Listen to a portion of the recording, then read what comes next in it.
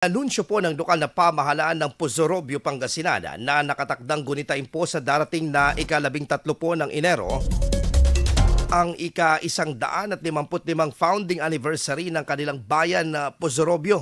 Sa inilabas po na Office Memorandum Number 1 Series of 2025, idineklara po bilang special non-working holiday ang nasabing araw. Ibig sabihin, walang klase sa pampubliko at pribadong paaralan, maging sa opisina po ng gobyerno sa nasabing lugar. Ang deklarasyon ay upang bigyang daan po mga residente po na makibahagi sa mga aktibidad at selebrasyon na inihanda para sa pagdiriwang ng kapistahan ng bayan ng Pozorobio. Ilan sa mga tampok na programa ay ang Patupat Festival at Community Grand Parade at marami pang iba. IFM News. IFM News. IFM News.